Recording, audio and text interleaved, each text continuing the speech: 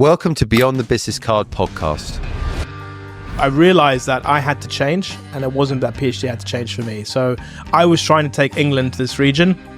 That was wrong. Today, we're joined by Luca Allam, an entrepreneur and the host of The Inside Track. Luca grew up between Nigeria and London, attending boarding school in the UK, before diving into nearly 20 years of experience in marketing. Most recently, he was the CEO of PHD MENA, where he helped drive massive growth in the agency. In 2024, Luca decided it was time for a new challenge.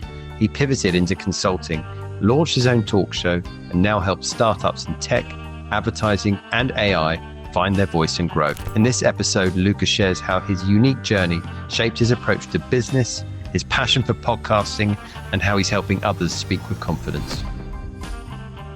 Luca, it is a delight to have you in the studio today. Please tell us all about your story. Let's start off with your journey through to Dubai. Please. Justin, pleasure being here. That's a big question to start off, right? Tell me about your life. Go for it. Go for it. Big Open up. question. How long do I have? How little time do I have? You've got 45 minutes to an hour, but let's just put this bit to 10 minutes. Amazing. Look, pleasure being here. Thank you for having me on. I love the name, by the way, Beyond the Business Card. Yes. Fantastic. Did you come up with that? I did. It's a bit of a mouthful, though. Is it? It is when you try and say it fast. Okay. Did you have a nice insight when you were coming up with the name? Yeah, kind of. Yeah, it was throwing around the office, a few hands in the air, and then a creds check with my wife, who seems to be the creds check for most decisions that I make. On my show, I always tend to mention my wife a few times. It just puts her at ease. So it's good that you've done that already. 1 minute in. 1 minute in. Fantastic. I think that's the longest I've left it as well. Is it really? So look, it's a weird one. You're asking me to explain the last 20 years of my corporate life. It doesn't feel that long, truth be known. I started back in 2004 in the UK. I started working for I was doing a marketing job for a financial company. And then fast forward here, working for different local startups across the region. So it's been a hell of a journey. And I think most of the time that I spent within those 20 years was working in a media agency, or actually multiple media agencies across from the UK and then also here in Dubai. I feel like my journey, and everyone will say the same thing, every journey is different, every journey is unique. But I'm super grateful for every single stage that I've had, from my very, very first job to my sort of last full-time job, if that makes sense. I've had some fantastic bosses over the time. I've learned a hell of a lot about myself as well as about different industries. And I'm super grateful. But 20 years, it feels like it's gone by in a blink, really. Yeah, I know that feeling. At the ripe old age of 45, it feels like... Are you really 45? I'm 45. It feels like the... You're doing well for yourself. You're looking man. trim. Thanks, stop I'm it, just you. checking you out right now. Oh, I'm blushing, man. Yeah, you're welcome. No, but it's true. It does go so fast. And I think, a lot of things that foundations for my journey into entrepreneurship come from my background, come from growing up in a single family and sort of wanting to kind of take on that challenge of running my own business. So that hit me quite young, but it still took me 10 years in the corporate world before I made that move into entrepreneurship.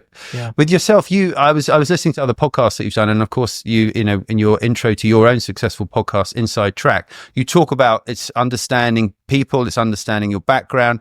Your background was really interesting. Did you say you grew up in Nigeria and in the UK? Is that right? So that's right. My dad was born in Nigeria and he lived and worked there for over 40 years.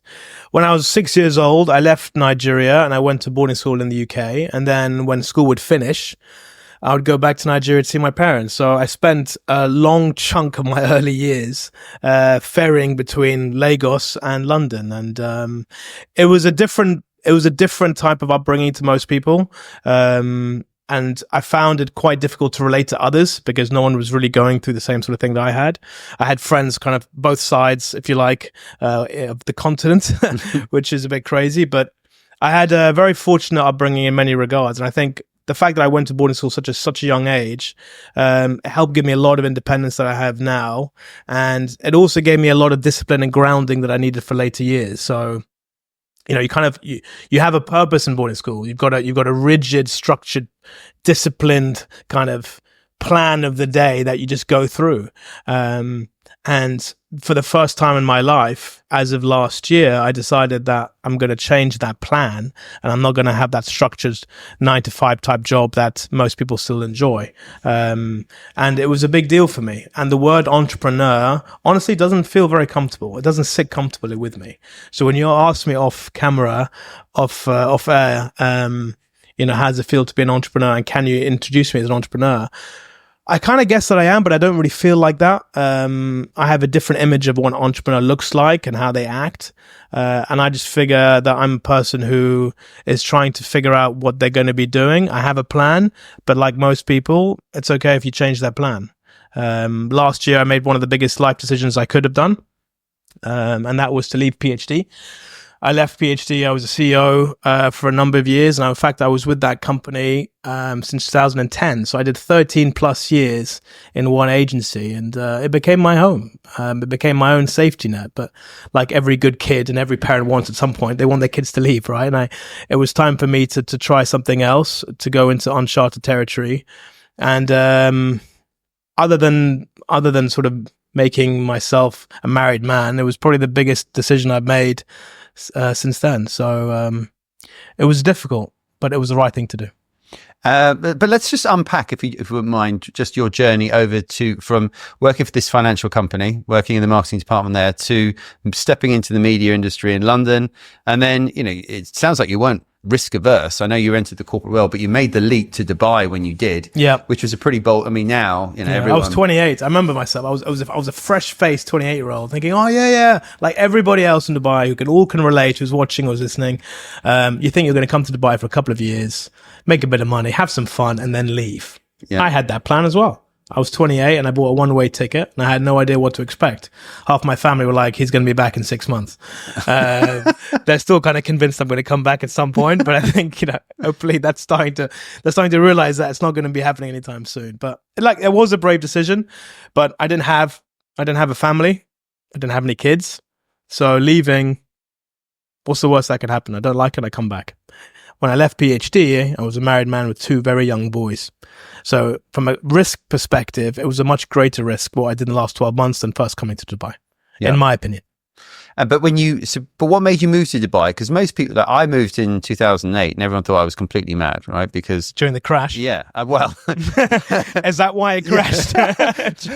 Some might say I actually put it in the plane and it landed with me, because I went from London. Yeah. I got headhunted for a job. The headhunter got. Of course, headhunted. You did. Who wouldn't headhunt you? Look at you. Stop it, you. Yeah. So I got headhunted for a job out here. Never actually been here before. But I had lived in Latin America, so okay. I figured, I'd lived in Honduras, which was quite a scary country to live in. Beautiful, but had had a couple of curveballs hidden there. And so moving to Dubai felt like an absolute breeze in my mind. Yeah. But I'd never been here before, and I also believe the recruiter who moved me out here, who said, "Oh, don't worry about that recession. Dubai's immune." Of course, use recruiters, eh? They'll say anything. Yeah, exactly. Anyway, landed. It crashed. It was a disaster, but because I paid 1 year in advance for an apartment, that's why the main reason I think it marooned me, because I had this apartment that I paid for. London looked rubbish. Yeah. I moved out here and lost my job, so I thought, right, I'm going to stick it out, and it actually ended up being the best decision I ever made. Yeah. But when I remember at the time, everyone at home back in London was like, well, why are you going to Dubai? Yeah. Australia was really popular. It didn't have very good PR, did it? Let's be honest. Dubai didn't have very good PR, especially in England. And everyone I knew in media, and I'm surprised you didn't look at Australia, because everyone I knew in media was going to Sydney in those days, right? It was Sydney, New York. Those were the big 2. Yeah. What made you choose Dubai? 3 reasons. Yeah. Money. Yeah. It's tax-free. Yeah. It's a no-brainer. The weather. I mean, living in London, and you can understand that you'd want to have decent amount of sunshine, have some dry weather. So weather was a big factor. And last but not least, my parents, they retired and they now live in Lebanon. So psychologically feeling you're somehow close to them and in the region, and you go back to your roots, was not a bad idea. So I think all 3 played a big role. Yeah, I can imagine that did, actually, and particularly with your parents being so close then. Although technically Dubai to Beirut is about 3.5 hours. London to Beirut is like 4.5 hours. So it's not actually that closer, but psychologically somehow it just feels a lot closer. Yeah, I guess it's a cultural alliance as well. That can make a lot of sense. Why when you landed then? So you moved over, was it Omnicom? I was working for OMD at the time in London, and I decided to move I was interviewing here. I interviewed at a few agencies, Mindshare, Havas, and PhD. And it wasn't an internal transfer. It wasn't done that kind of way. It was actually, I chose PhD because I chose PhD on its own merit versus the other agencies at the time. And then I remember once I joined, my boss called up London. Sorry, my boss in London called up Dubai saying, how the hell could you take Luca from us in London? And then it sort of created this kind of like, who's this Luca guy anyway? So everyone with an Omnicom started trying to find out who I was. But I left London with the best, with good relations with everybody. I loved my time there. Very appreciative to OMD. I was at Walker Media before OMD, and they were an independent agency at the time. I think they've been bought out now by Publicis Group.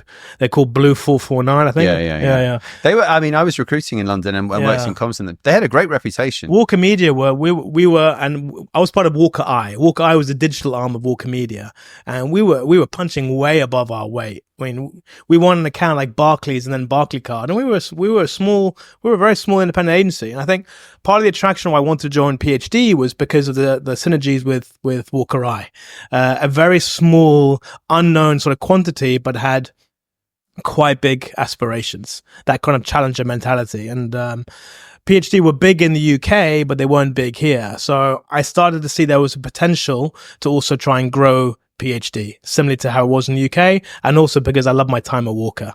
And I think that was the main reason why I decided to choose PhD over everybody else. So you quite like the challenger brand? 100%. That's me to a T. And I think that's kind of why now, fast forward to present day, I'm helping startups. I like the idea of trying to grow something, incubate growth. And it was one of the reasons I think that I sort of left PhD was because I felt there was no more challenges left within that. You grow, then it's about consolidate. And I think I had something still inside me that wanted to try something new and to grow something else. So yeah, joining PhD at the time was the main reason was because I wanted to do something special. So you've landed out here, the man, the myth, the mystery, as people are wondering, who is this Luca Allam? Yeah. If you know, let me know, please. But why, looking at your CV and looking at that time, I know what the industry was like in those days. I was out here then, our business was very different, very Lebanese. Mm-hmm. And, this guy from London rocks up. And obviously coming with a bit of awareness that he's performed a maverick, should we say, has come up from London. Why do you think that you progressed the way you did at PhD, and how hard was it, being a bit of an outsider, to do that? I'll be honest, I wanted to leave PhD within 6 months. Right. Because of that same reason, I felt very much an outsider. I was one or two. There was one or two others who were from the UK like me, but generally speaking, I wasn't particularly happy. But I realized that, like with everything, and I think boarding school helped to some degree, you've got to make the best of what you've got and find a way. And ironically, at the time, PhD's slogan was "finding a better way," and that kind of stuck with me a little bit. So I didn't give up, and I realized that I had to change, and it wasn't that PhD had to change for me. So I was trying to take England to this region. That was wrong. Yeah. This region is fantastic in its own right, so you need to adapt to this region. And if you can bring one or two things that can enhance, then great, but don't try and change the wheel. I try to change everything. I was coming from a very digitally mature market. I was head of digital. I was a big digital director back in the UK, and I wanted to run before we could walk, effectively, and I wanted to make too many changes too quickly. So I adapted, and I realized that in the agency there were some fantastically brilliant people, and slowly but surely we banded together. And I couldn't have achieved anything, and they all know who they are.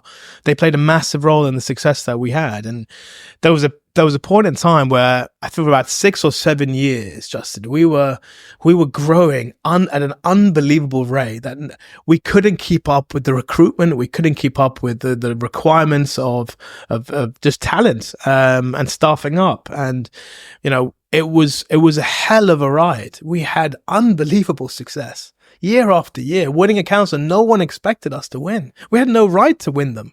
The first big one I remember we won was the Unilever account. It's back in 2014. And we won the digital, because I was leading digital at the time. We won the digital only business. And when we went digital only, the market suddenly woke up. So it took us about 2 or 3 years on digital to get ourselves in a position where we could go out and get the biggest client out there, which back then was Unilever. And we did some unbelievable work with them. And that kind of helped gave confidence within the agency.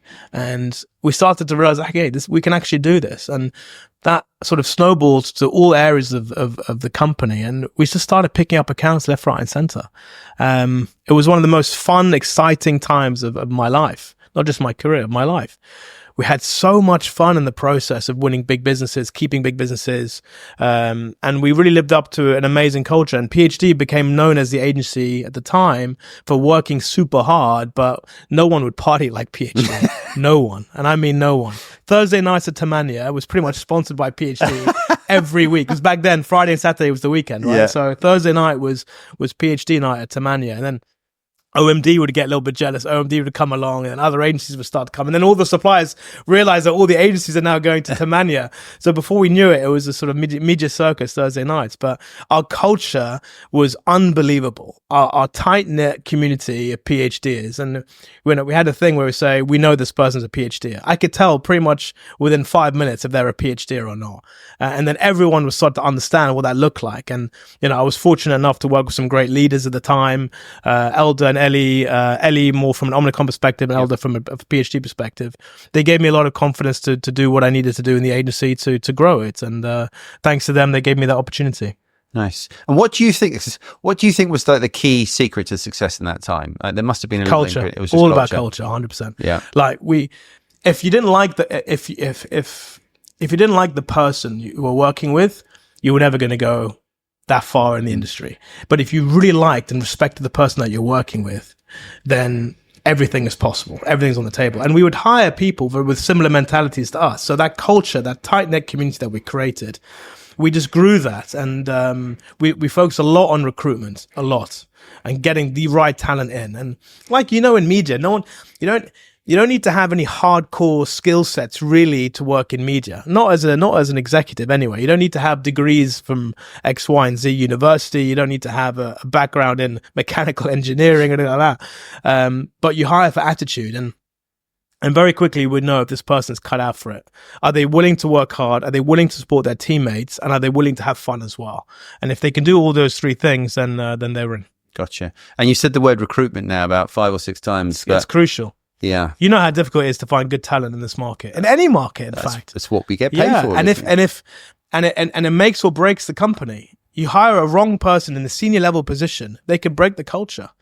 So that's why we would focus on growing from within. We would hire younger, and then with the right mindset and attitude, and then would give them the opportunity to grow and to develop. Gotcha. And that was the way in which that was the blueprint that we had sustained success, because PhD wasn't an overnight success. It took us years to become successful, but it was the attitude that we took on hiring that gave us that long-term success, and we prevailed in that respect. Well, I was, as I said to you sort of off camera, I was trying to pitch for your guys' business back in those days. Yeah. And I've just realized I should have sponsored one of those nights at Tamania, and that probably could have been my way in. Yeah, 100%. We had a lot of, I dread to think how much I spent in that place over the last sort of 10 years. Yeah, don't think about it. Don't think about it. But it was worth it. But what I've learned, Luca, I've worked with agencies over the years. I've worked within one, and then I've recruited for them. And every agency has its high period, and also every agency has its low period, right? Mm-hmm. So the culture, you went on this run, the culture kept you guys together, but it's not always glory, is it? I mean, agency life is pretty tough. It is very tough. It's very tough. And I was very fortunate that we didn't have any lows. It sounds ridiculous, but we had just growth after growth after growth. But it didn't come easy. You really have to put in the hours, and there are times where you doubt yourself. You go into a lot of pitches, you don't win a lot of the pitches. If someone wants to take your business, you have to fight with everything that you've got to keep your own clients, because that's the base. You start losing clients and start winning clients, it's a recipe for disaster. It's going to create massive amount of churn in the agency, and it kind of it doesn't instill any confidence, not just with the clients but also with your own team members, if you're constantly filling that bucket. So defending your clients was crucial, and I'm very happy to say that when I was there, and with the team that I had, we did a remarkable job on being able to keep clients. And then when we did lose a client like Unilever once, we won it back later. So it swings and roundabouts, like you say, but we were fortunate at the time. We didn't have too many lows, but we had to fight and work extremely hard to avoid those lows. That's interesting, because I've obviously had the business out here for coming up to 15 years now. Yeah. And we actually had a big low in 2016. And quite a few, you guys obviously went through that okay, but we got hit by the price of oil. Do you remember the price of oil went down? So many of our clients, I got a real wake up call as a boss then, because I started my business in 2012. Yeah. Sorry, 2010, and I just went on this run. Yeah. And everything I did turned to gold. Yeah. And then I hired, I think we were at one point, we were nearly 40 people in Dubai, which for a recruitment business in Dubai, for anyone listening or watching, that is a lot of people, right? Yeah. Specifically looks after marketing and media. And we were really getting fed by two groups. Yeah. Okay. And then I decided to open up a business in London, then in Hong Kong, and then a couple of other learning development company to help agencies keep talent, all of which were good ideas. But our funding vehicle, which was Dubai, got clipped at the same time. Yeah. And I just, I look back at it now and I can smile, right? But that was my schooling. And I feel that I learned so much from those rubbish times, from that from putting so much on the line, that it's been the lesson that's served me well through entrepreneurship. Yeah. Sounds like you were lucky. You were just you rode away for a long time, because we had great people, mate. And honestly, that's it. If you have you're only as good as your team, and if you hire people that are better than you, you're going to win. So hire smarter than you, hire harder working than you, hire funner than you, and that's it. When I left PhD, I was so proud of the people that we had in that company. They're all leaders in their own right, and you don't hire leaders, right? Leaders are just leaders. They have this innate ability to be able to take on a challenge and to set the right example. We had so many leaders, so it made my job at the end extremely easy. And anyone who tries to do it by themselves is going to fail. Yeah, you can't do it by yourself. See, that's a really interesting thing that you said there, and you said it so casually and easily, and that is hire people who are better than you. Yeah. Okay. Yeah. There's not a lot of people that actually feel that comfortable doing that. I've really noticed it over the years but there's quite a few people in your ego thing. It's an ego thing. A lot of people have a lot of ego. Yeah. But that's okay. That's up to them. It's up to them how they want to run their company. But I have people who I knew. I'm very bad at many things and I'm very good at many things. And it's okay to say that you're good at many things. And it's also okay to say you're very bad at many things. So hire people that are amazing and they love doing something that you're not particularly good at. That's okay, because the company and as a whole will benefit from that. So it's a jigsaw. You just got to get the right pieces in the right place. When you're running an agency, you've got multiple teams, multiple disciplines in a very dynamic setting where things are constantly changing, markets constantly changing. So you need to also have adaptability. So if you have a plan in 2024, you might need to change the plan in 2025. But as long as you have decent leaders across the company that can benefit and can work together and can complement your already existing skill set, you're going to win. At some point, you're going to win. You might have those lows that you talked about, but long term, you'll benefit. Do you feel? I mean, again, something you said there, which not a lot of leaders feel that comfortable saying, and that is they're not good at some things. Yeah, right? I'm terrible at things. Have you always been like that though? Yeah, because I've become a lot easier. Yeah. For me, it's become a lot easier saying that the older I've got. It is. 100%. You're right. Because when you're younger, you want to prove yourself constantly, and I think, I'm not that old, but I'm not that young either. I'm in that sort of sweet spot where you have enough experience. So I feel like I have enough life experience to recognize it, but sometimes you don't like to be told you're not good at things when you think that you are.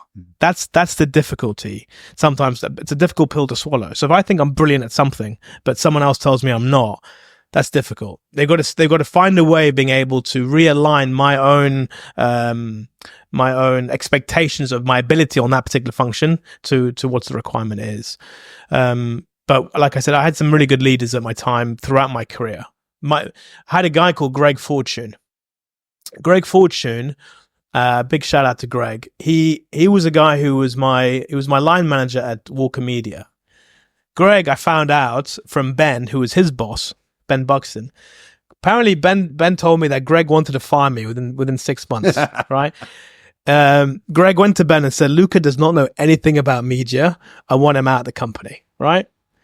Greg ended up being one of the best managers I've ever had. And he ended up being one of my biggest cheerleaders and supporters because he realized that I'm very good at certain things. So he would put me in positions that I could excel in. Yep. And I owe a lot to Greg. And I think a lot of leaders talk about strength-based focus and not trying to build up your weaknesses, but actually just double down on your strengths. And I'm a big believer in that as well. I don't think it's very easy to have a 360 brilliant person. I think it's much better to focus on building up a certain key strength rather than trying to level up every single entity that they're working on, because they may not ever get better in a certain discipline. Does that make sense? Yeah, completely. Yeah. I guess now in your current role, as a podcast host and talking to many business leaders, talk show hosts.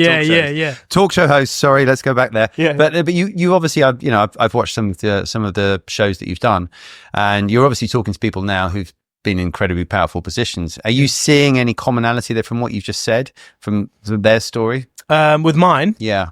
That humbleness, I guess, that ability to say you're good at some things. Not everyone. Not everyone. Look, everyone has a different story and a different background, as you would expect. My background, I owe a lot because of boarding school. All right. I know a lot of bad things because of boarding school, but a lot of good things from boarding school. And boarding school helped me to be able to adapt. So whoever comes on my show, I can adapt to them. If they bring in high energy, I'm going to bring in high energy. They want to talk corporate, they want to talk shop. Let's talk corporate, let's talk shop. If they're coming from a different type of market or region, because of my African, my European, or my Arab hat, I can somehow try and find a common ground as well.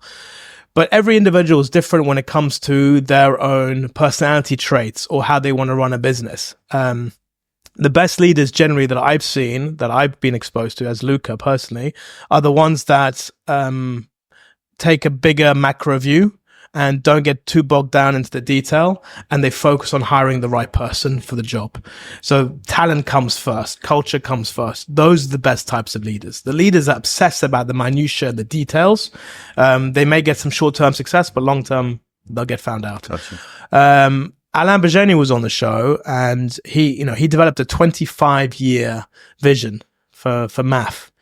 I don't know how anyone can develop a 25-year vision, but Alain did. And, he took on a very macro role in that perspective. But, there are different types of leaders who would approach different challenges in different ways. I used to look at a 1 and 3 years a maximum as a window when it comes to media, because of the dynamism of the market, it's very difficult to do a 10-year plan. But a lot of how I would try and lead was based on my own personality. What would I want from a boss? I would want to have a clear communication plan, strategy plan that everyone would know about. And I'd want to have really good people doing what they really excel at. That's how I was leading my old job. So you thought about you in the early stage of your career and what you'd need? So if I was an executive, I'd be like, okay, what do I want? I want to look up, what do I need from Luca? I want to know where we're going as a company. I want to know that I can get my rewards and that they're going to recognize that I'm good at this and I'm going to be able to excel at that. So strength-based focusing of leadership was kind of the things that I was most interested in, because I knew that's how my staff hopefully would resonate best with. But again, that's an ideal world. Gotcha. It didn't always work out like that, and there's a lot of things that I wish I did better as a leader, but on reflection, that's part of the job, right?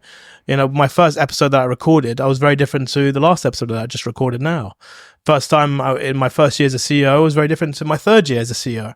You just get better with experience, so as long as we learn from it. I think so. So what do you think? I don't want to dwell too much on your time in the agency, by the way, so don't worry, we're not going to talk about that the whole time, but I'm just quite curious to know why you think you got chosen for that CEO role. And within the agency, what was obviously, because on your CV again, you moved through the ladder pretty quick, right? From what I've seen, what do you think was the reason and rationale behind that? Did you ever find out? Did you ask him? So Greg Fortune, going back to Greg, he gave me a piece of advice that stayed with me and I've given to other people. He said, well, in order for you to get promoted, you need to be able to build a fact file, a folder. I wish I had one here, right? The heavier the folder, the more you slam it on the table, the more noise it's going to make. You've got to build such a folder up of wins that when you put it on the table, it can be heard, right? And that does the talking for you.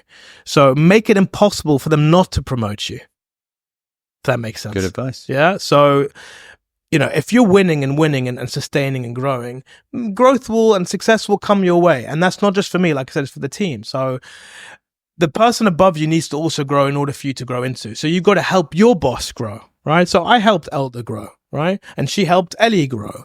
And then I had people like Karen and Dan and Noel and many, many others over the years, and Charlie, that helped me, and Roxanne, that helped me grow into my position because others were also helping them. So it's a chain, right? It's a chain. You all need to create room for each other. And I think that was something that I wanted to focus on. Other people's growth will also help mine, but build wins up so it becomes impossible for you not to get recognized. Gotcha. And you'll get everything that you deserve. And if you don't, then you either have a terrible boss or you need to leave the organization. Gotcha. So when you walked into that room, there was a big thud when you dropped that file. Yeah, virtually. But they would know. I mean, they would know. Like if you bring in a big account and you're working hard and you're getting good 360 reviews from your teammates, and it's a no-brainer because they want you to grow because they can then grow. Right? Take your boss's job. That's the whole. When you work in corporate, that's the unwritten rule of success. Take your boss's job as quickly as possible. Do what they are doing as quickly as possible because they can then push up to do something else. And I tell you what, Luca, you had a badge of honor by the amount of years you were there as well. I mean, that's rare in media world. Less so here. A lot of people in this part of the world and agencies, I know a lot of them have done 20 plus years working in agency groups, versus in the UK where, you do 2 years as a stint as an average. And I was actually told by Greg again and by Ben, they told me that at every 2 years, it's good for me to leave to do a new agency. So it's a very different type of cultural approach here. But I did stay there a long time. I owe a lot to Omnicom and to PhD for who I am now as a person. And it was a mutual. I mean, they benefited from me and I benefited from them. So it was a great relationship. It just got to a point where I needed a new challenge in my life. So when did you know that new challenge was needed? I tell you, I had this weird... The exact time, moment? No. I can always... Where I was. You have the butterfly effect on many decisions that you make. For me, this was a turning point for me in my life, right? It was when I was working media in the UK. And I, in those days, used to go out a lot, right? And I looked at my face in the mirror after another big night out. Yeah. And I was like, man, God, I remember those days. Yeah. And I was like, man, and I thought about the people who were like 10 years older than me and I could see them still at the agency. And I was, do I want to be that person? And it was a complete like, no. And I literally walked in that morning, hungover, yes, but absolutely clear that I was going to resign and I was going to move on. And for me, that I need to move away for a year, think about what I want to do, and came back and made a decision. But I can put so many decisions I made now in my life, including being here in Dubai, setting up the business, etc., down to that one hungover look in the mirror that I did, which is weird. Right? Must have been a hell of a night. Where did you go? I wanted to go. Wasn't it? Did you start to Mania? Did you start to Mania? No, it was a dark place. It was a dark place. Okay. But no, it's true. Everything I've done has led to that decision. For yourself, obviously, you're in a cushy cushy position. Yeah. You just alluded earlier to the fact you're a dad with 2 children, 2 very young boys. Yeah. There you go. It's funny. When I first joined PhD, everyone would tell me, Luca, why are you joining PhD? 2010. You like a challenge, though, right? And then in 2024, well, it was 2020. It was end of 2023. They were asking me, why would you ever leave PhD? It's crazy, isn't it? In that period of time. But everyone wants what you've got. No one wants the journey, right? And everyone wants the fast track. Everyone wants the tip. How do I get success quickly? You have to stick at something, but you also need to feel like there's a value exchange. If you're putting 13 years of your life, time and energy and of your life into a job, there needs to be reciprocated. You need to be getting something back. So I was with PhD for such a long time because I was also getting something back as well. So it was a mutual benefit. But I think the moment came for me when I was looking at, it was Christmas time. And I was thinking, I'm about to do another year. And we had just won. We just consolidated a few bits of businesses as well. So the agency was in a very healthy state. And I said to myself, do I still have the same energy to do this again? And what do I have left to prove anymore? It would have been entering into my 4th year as a CEO. And a lot of CEOs, they do 2 or 3 years as stint. But I did 3 years. And I think I don't think I had the same level of energy as I once did. And honestly speaking, I didn't feel that sense of challenge anymore. I was comfortable. And I don't like to be super comfortable.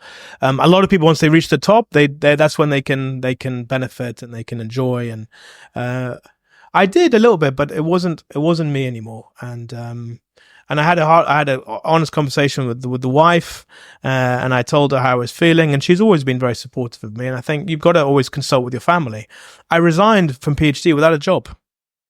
Didn't have a job. I didn't want to interview anywhere else. Out of also respect for the company that I was in. And I ended up serving my full notice. There's not many CEOs in this region that serve their full notice in media, let me tell you. Yeah. So I left with with all of the best intentions for the agency. I served out. I did my time from the beginning to the end, and I put the company first a lot of the time. But I always have so much respect for Omnicom and what they gave me. So I wanted to leave in a good way, in a nice way. So I gave them that notice period. And at the time, I started looking for other options and what I was going to do. So I started to really assess my life after I'd had that conversation with Elder and what I was going to do next. So, but after you've served your notice period, now I know obviously agencies like mine, other businesses, they're going to be interested in what yeah, I had a lot of phone calls. Yeah. But you didn't take, we can see now you didn't take up those opportunities. Yeah. You decided that now's the time to go it solo, to go for a new challenge, right? Yeah, that's right. Now, just walk me through why you pushed those back and why you felt that doing your own thing just was the right thing for I would you. never leave another agency. I would never leave PhD to join another agency. It's the same thing. And my heart belonged to PhD. Are you a football fan? West Ham United. You're a West Ham fan. Would you ever play for Chelsea? Have you ever played for West Ham? Well, yes, you would. Yes, you would. I'm not bleeding. Yeah. I would never join another agency directly after leaving PhD. Impossible. Look, I never say never in the future, but it's the same thing. When you leave one agency, you go to another, different logo, different types of clients, but it's the same job fundamentally. The only difference would be you'd have to start with a much smaller agency to try and build it up again. I got to a point where I didn't have the same level of energy potentially as I once did, to quote Jurgen Klopp, who left Liverpool because he said he didn't have much energy. So I never wanted to join another agency. A lot of it was because of how much I loved the company and the culture that we created. And I generally wanted to do something different. I ticked the box of media. I've done media. Now it's time for something else. And going back to what I told you before about focusing on your strengths, I'm very good at talking, I think. I'm very good at being on stage. And I'm very good at helping people when it comes to presenting. And I also understand business and media and marketing. So I basically ended up taking my strengths and applying that now to my personal life, and set up my own kind of brand, if you like, the brand of Luca Allam, whatever that looks like, where it's a TV host or a presenter, if you like, or an online host, whatever you want to call it. There's a communication coaching side that I'm doing now, helping people become better at public speaking and presenting, whether they're in a boardroom or they're on stage. I do a lot of consultancy work for different businesses, whether they're in media or in AI or technology, and Moldua is one of them. And I've also now started I did an event a few days ago where they invited me to be on stage to talk about something at a gala event with over 3,000 people. So, I'm doing things that I enjoy and that I'm good at. And it's about making now money and to sustain a living for my family and for myself based on those strengths. And, if I'm going to teach my kids in the future to follow their dreams, you've really got to try and walk the walk. And this is my chance to go for it. And I'm going all in. And I'm going to do everything I can to be as successful as I can with what I'm doing. So do you know what the average age of most successful entrepreneurs is when they start their business? Give me those insights. It's like 43 years old. Is it? Yeah. I'm a year to go. Yeah. And 1 year, I'm You're going to be a newbie. Yeah, I'm fresh. I'm fresh. No, but that reason is, look, think about it. You're 20 years in the corporate world. You've just walked through all the lessons that you learned from that experience. Yeah. You've also, you've come into it. I think sounds like you've got a very stable life at home. Yeah. You've got all the ingredients. Touch wood. Yeah. You've got all the ingredients for what a successful entrepreneur needs to have. And even if, and I know this because VCs often look at, my wife built and sold a tech company, right? So we did all the rounds and conversations, and you got to find out these facts. And actually most VCs or most investors as well really like someone that's earned the stripes, that's got some grey whiskers, okay, and they can come at it with that experience. Yeah, 100%. So I think you're at the perfect time, right? Yeah. And you sounds like you're pretty humble. And I have energy now. That's the difference. I have energy. I have energy because I'm doing something new and different and something that I love, so I feel like I'm that executive again, starting back in 2004, and I'm learning every day, mate. And it's honestly, I left PhD just over a year ago. By the time this comes out, it'll be just over a year. I feel like so much has happened in that period, and I've learned so much, and I've grown, and I met some amazing people as well. And there's a different world to what I've been known to, but I'm new to that world, and I need to figure it out and know my place in it. But right now, everything is on the table. I'm just going to attack it. I'm going to attack the world as me, and do everything that I can, like I said, to be as successful as possible. Because just like in the corporate world, being a winner in an agency is everything. You either win a pitch or you lose a pitch. If you lose a pitch, you did well. Okay, you can do well. You can learn from it, but ultimately didn't win. Okay. And in our industry, or my old industry, it was all about winning. So now I'm in a different industry that I'm trying to figure out the way forward as a consultant, as a communication coach, as a host. But it's still ultimately that fighting spirit, that challenger spirit. How do you win? It still burns very brightly inside me. And I think, the lesson to so many people that are hopefully going to watch and listen to this is don't be in a rush, right? It's that, you've learned all these skills. Things don't happen overnight. Like, that's not the way business works. It's not the way life works. Yeah. Everyone wants things now. Exactly. Okay. And you've been incredibly patient. Yeah. What I'm intrigued to know, so how did you fall into the talk show host? Because was that one of the first things that you moved into? It was. Look, I've had this for years. People have said, Luca, you're really good on camera. Why didn't you do your own thing? And I kept hearing it. And honestly, this is going to sound a bit ridiculous, but I saw a video of me at my family home in the UK. I was about 5 years old, and I was doing an interview with someone. Okay. And it was with my brother and also my sister.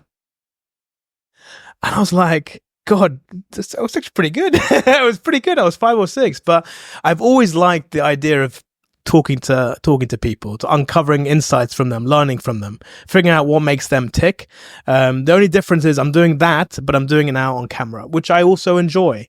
I like to be on stage. I like to have the opportunity to share my thoughts, or to give the opportunity for others to share their thoughts. So it's always been there in some way. And my favorite part of my job, a lot of people who know me well at PhD will know that I looked forward to pitch time. Being in that boardroom, presenting to clients to convince them that PhD is the right choice was one of the highlights of my job. But I didn't do it as much as I wanted to. And then the older you get removed from the work, right? And you do a 30-second intro maybe, and maybe a 30-second outro. But I miss being in that room and pitching. I miss being in that room and storytelling and trying to convince people. So now I'm doing that in a different way. And I think in the world right now, there's a lot of bad stuff happening. There's a lot of bad people doing a lot of bad things. If you can put out a bit of good stuff that's insightful, that can lift people up, that can make people feel, you know what, there's some decent people still out in the world, then do it. Put some good out there in the world. We need it. Everyone needs it right now. This is being aired in January as we speak. So I hope 2025 will be a fantastic year for all. My mum told me something when I was doing this. She told me, put some good out there. And that resonated with me, stuck with me. And that's the plan. Okay. And has that been the selection of guests that you've had on as well? They haven't all been good. So I've had some really cool people on the show. I mean, my season 1, I had someone who went to space. That's crazy. You're talking to someone who's been to space, right? I had Joel Mardinian on the show on season 1, and I was a nobody. He was a massive TV star coming to my home who brought me a gift, by the way. So she's never met me before. She comes to my house to come on a show that she knows nothing about, and she brings a gift. Amazing lady. I've had so many guests who come on. I'm thinking, you're just very, very cool. Very, very nice. And I've learned stuff because one week I'm going to have, last week I had Professor Yendri on the show. Professor Yendri is a guy from Cuba, a doctor from Cuba, who now came to the UAE, and they made him the CEO of the Stem Cell Center in Abu Dhabi. He's like the smartest guy when it comes to gene therapy in the world, right? And they made him Emirati. So I'm having a conversation with Professor Yendri, and then the next minute I'm having a conversation with a lady who makes money from matchmaking, ultra high net worth individuals with girls. So the variety of the types of guests that I have means that I'm always learning, and I'm always uncovering and understanding different truths and insights about people and industries. And I love that. I love learning, and I love figuring people out as well. So, I've had some great guests on, very different types of guests, but no matter who they are, I've always learned something, and hopefully the audience has as well. Okay. And what else? So you said you move into coaching as well? Yeah. What's your thoughts on that? So communication coaching, right? So a lot of people get nervous. 75% of the planet are scared. Can I swear? Yeah. Shitless. They're scared shitless to present. It's like top 3 fears. There's like death, taxes, and public speaking. And there aren't that many good people at public speaking. There aren't that many good coaches at public speaking. So, a lot of people doing podcasts, but they're not well trained. A lot of people need to go on stage. They don't know well trained. A lot of people need to present at boardrooms or go to pitches, or, and they'd have to win businesses, but they're not that well trained when it comes to communication style. So to complement what I'm doing on my show and to complement my hosting and events speaking, I'm also giving up people the opportunity to become better at public speaking. And it's a skill set that they'll need forever. So whether, you want to give a wedding speech in 2 months' time, or whether you've got a big pitch that you've got coming up, based on my life experience and what I've learned, I take the corporate, I take my personality, I merge them together, and I teach based on experience, and it's been going very, very well. A lot of people need coaching, and I'm helping them out. So it sounds like you're not quite sure what you wanted to do. You started pursuing your passions, and sounds like it's kind of snowballing from there, right? That's right.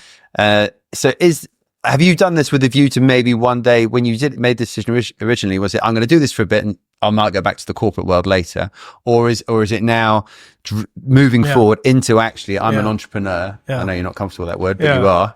I'm an entrepreneur, and I'm going to have my own businesses now. And this is the brand Luca that I'm going to build. Perhaps. When I came in 2010, when I was 28, I said to you, I'm going to come for 2 years. Worst thing, I go back, right? But I think if you don't go all in, don't bother doing it. So I'm trying to go now all in. I launched a website. I've launched my own sort of label across the area, across different businesses. Got some branding coming out as well. You've got to believe in yourself. You've got to back yourself, because if you don't, no one else is going to do that.